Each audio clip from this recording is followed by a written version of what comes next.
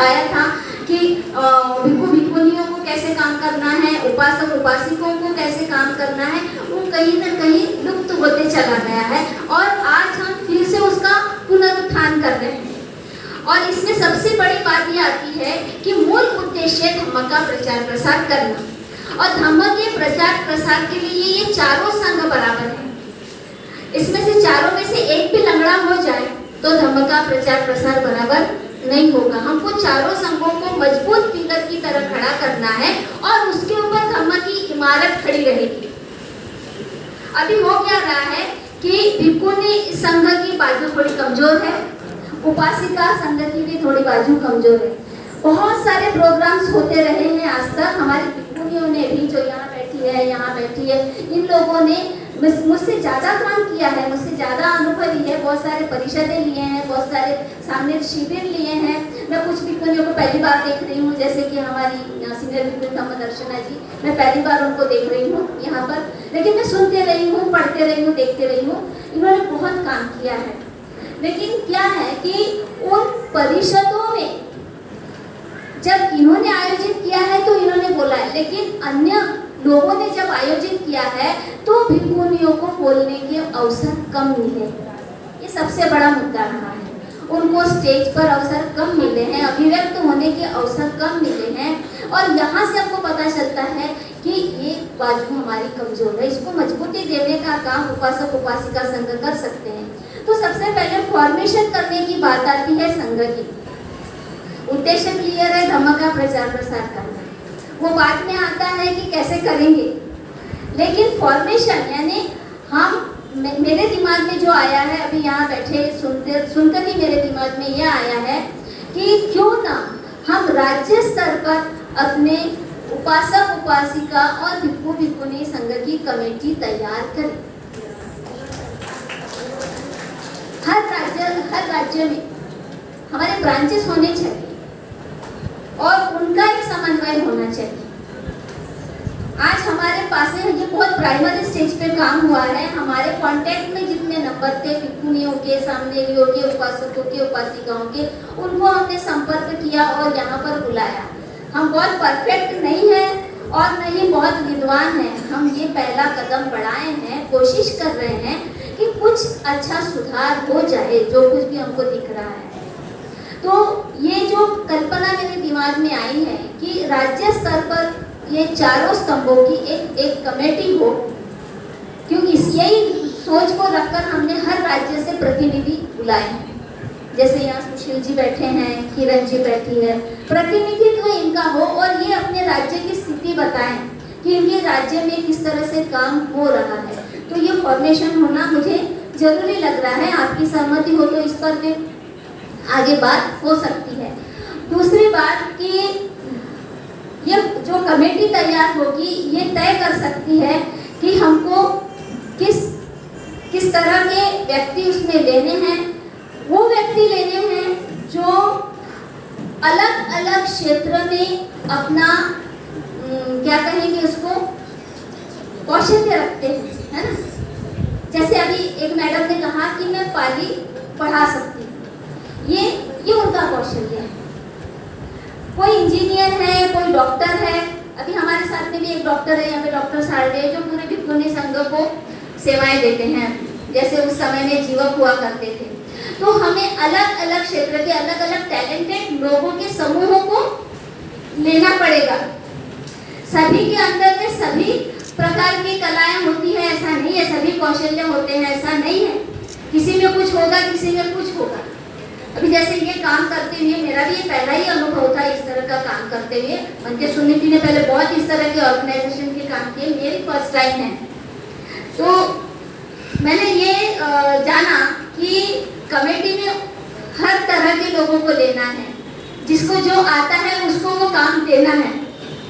तो हमने उस तरह की कोशिश की है। तो हमारी जो कमेटी हो, भिक्षु भिक्षुणी संघ और उपासक उपासिका संघ के प्रतिनिधित्व, सबके प्रतिनिधित्व की कमेटी, ये अलग अलग टैलेंटेड लोगों की है और फिर उनको वो क्षेत्र के काम बांटे जाए। जैसे यूपी में कोई बिहार नहीं है, हमारी भिक्षुणियां रूम लेके रह रही है, तो यूपी में अगर कोई कमेटी तैयार होती है तो तो उनका ये फर्ज बन जाता है कि वहाँ की भिक्षुणियों के लिए रहने के लिए संघाराम बनाए। देखो, जब विहार बोलते हैं तो क्या होता है कि एक माइंड में आता है विहार पूजा के लिए है, तो लोगों की अपेक्षा क्या होती है, यहाँ रहने वाले केवल पूजा करें। लेकिन संघाराम ये शब्द का जब प्रयोग होता है, बुद्ध के समय में बहुत संघाराम थे, तो ये शब्द प्रयोग जब होता है तो माइंड में ये आता है कि ये संघ के आराम करने की जगह है। भले वो 24 घंटे के वर्कर है समाज के लिए, किंतु उनको भी आराम की जरूरत है, तो उनके लिए संघाराम होनी चाहिए। दूसरी एक कल्पना ये है कि मैं जैसे क्रिश्चियन मिशनरियों को देखती हूँ, हमेशा मैं ये कहती हूँ कि क्रिश्चियन मिशनरी जिस तरह से काम करते हैं, डोर टू डोर जाते हैं, डोर टू डोर। ये बात आई है, आप में से किसी ने बोला है बस्ती बस्ती गली गली जाना है, डोर टू डोर जाना है, हमको लोगों को बताना है अपने काम के बारे में। और जो बुद्ध का साहित्य है, छोटे छोटे पुस्तिकाएं तैयार करने की बात, हम अगर डोर टू डोर लोगों से मिलने जाते हैं तो उनको वो छोटी छोटी पुस्तिकाएं दे, जैसे वो क्रिश्चियन मिशनरीज देते हैं।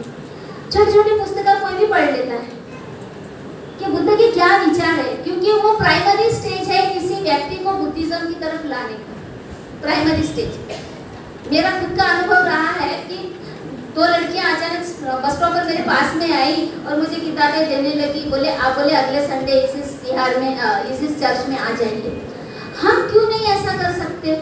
हमारे अगर टीम्स तैयार हो जाए, जिला स्तर पर बोलो या तालुका स्तर पर छोटे छोटे टीम्स हम अगर तैयार कर ले और उनको काम सौंप दे कि आप इस तालुका में जाइए अपने टीम को लेकर, 2-2, 3-3 लोग एक घर पर जाइए, छोटी छोटी पुस्तिकाएं लेकर जाइए और उनको बुद्ध के विचारों के बारे में बताइए और उन्हें इनवाइट कीजिए कि आप हमारे बिहार में ये सुनने के लिए आए। मतलब एक विहार तो पहले से है संकल्पना, दूसरी संघाराम की संकल्पना, तीसरी डोर टू डोर हम लोगों तक अपनी बात को कैसे पहुंचाए, ये हमने करना चाहिए। अब जब हम पुस्तकों की बात करते हैं तो फिर महत्वपूर्ण ये हो जाता है कि उन पुस्तकों में क्या होना चाहिए। इसमें हमारा बड़ा कंफ्यूजन है। पुस्तकें तो लोग बहुत लिख रहे हैं, सबको दे रहे हैं, बेच रहे हैं या बांट रहे हैं, जो भी कर रहे हैं, लेकिन सबका सिलेबस एक जैसा नहीं है। कोई उसमें अंधविश्वास लिख रहा है तो कोई उसमें विज्ञानवाद लिख रहा है।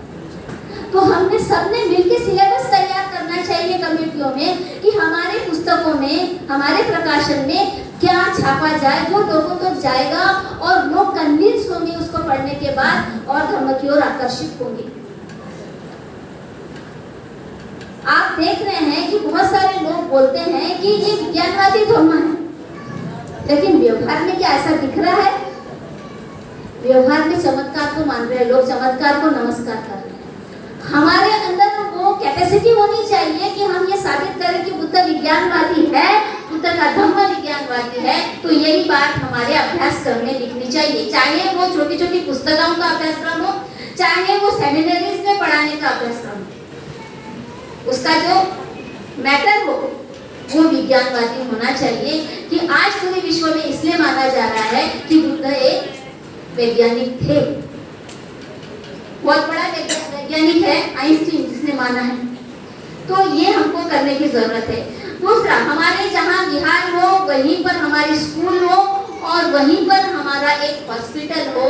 ये कल्पना बाबा साहब ने भारतीय बौद्ध महासभा के 10 उद्देश्यों में दी है। इसको हमें पूरा करना चाहिए, सबने नहीं, क्योंकि उनकी भी कल्पना थी कि प्रचारक तैयार हो। तो प्रचारक कहाँ से तैयार होंगे? तो स्कूलों से तैयार होंगे।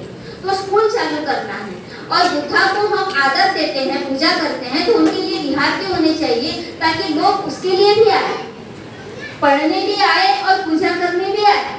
दोनों चीजें जरूरी है क्योंकि वो हमारे महामानव है, हमारे आदर्श है, मार्गदर्ता है। तो उनके प्रति आदर भाव व्यक्त करना यही पूजा है। और बुद्ध ने बोला है कि मेरे विचारों पर चलना ये सच्ची पूजा है। तो ये दोनों काम वहां पर एक ही प्रीमाइसिस में होने चाहिए, भटकना नहीं चाहिए। कुछ बोला है यहाँ पर कि ये हो। तो इस तरह से मैं बहुत ज़्यादा नहीं बोलूँगी, लेकिन परिस्थिति के अनुसार नियमों में परिवर्तन करने की तैयारी भी हमें होनी चाहिए। यदि हमारे अंदर कट्टरता रहेगी तो हमारा संघ टूटेगा। हम जितनी मेहनत संघ बनाने के लिए करेंगे वो मेहनत हमारी एक ही झटके में खत्म हो जाएगी, बेकार चली जाएगी यदि हम कट्टरवादी बनेंगे। हमें लचीला बनना पड़ेगा। बाबा साहब ने जो संविधान लिखा है वो बहुत बड़ा है, लचीला है, उसमें संशोधन करने की प्रावधान है। और बुद्ध ने भी विनय पीटक लिखा है, उसमें उन्होंने लवचिकता रखी है कि समय और परिस्थिति में अगर ये सूट नहीं हो रहा है, कल्याणकारी नहीं है, तो इस नियम को थोड़ा बदल दे। 8 गुरु धर्म की बात की है तो 8 गुरु धर्म बाद में बदले गए हैं। उन्होंने सिर्फ ये नहीं बोला है कि भिक्षुनी ने भिक्षुओं को वंदन करना चाहिए, उन्होंने ये भी बोला है कि अगर कोई भिक्षु शीलवान नहीं है, वो शील तोड़ता है, तो कोई भिक्षुनी उस भिक्षु को वंदन नहीं करेगी। ये उसी चैप्टर में विनय पीटक में दूसरे पेज पे लिखा हुआ है ना। तो नियमों में परिवर्तन करने के लिए हमारे सबकी सहमति भी बननी चाहिए, क्योंकि समय परिवर्तित हो रहा है, हम अब एडवांस हो रहे हैं। हम एक जगह कट्टरवादी होते हैं तो दूसरी जगह हम क्या करते हैं, विज्ञान से बनाई गई चीजों को भी यूज करते हैं। आज माइक का यूज कर रहे हैं, मोबाइल का यूज कर रहे हैं, लैपटॉप का यूज कर रहे हैं, प्लेन में जा रहे हैं। ये बदलाव है या नहीं है? फिर जब कोई बीमार व्यक्ति भोजन कर सकता है, ये बुद्ध ने बोला है, 2 बार कर सकता है ना, किसी की औषधि चालू है वो भोजन कर सकते। लेकिन कट्टरता ये है कि हम इतने आक्रामक हो जाते हैं कि ये शाम को खाते हैं, ये गलत है। फिर पूछ तो लो, कहीं उनकी दवाई तो चालू नहीं है, कहीं वो बीमार तो नहीं है, उनको इसकी जरूरत तो नहीं है, और भूखा होता है वही खाता है, जिसका पेट भरा होता है वो खाता नहीं है। ये हमारी एक अंडरस्टैंडिंग होनी चाहिए। तो मैंने शायद ज़्यादा बोल दिया है, बाकी का मैं टाइम पर छोड़ती हूँ और यहीं पर रुकती हूँ।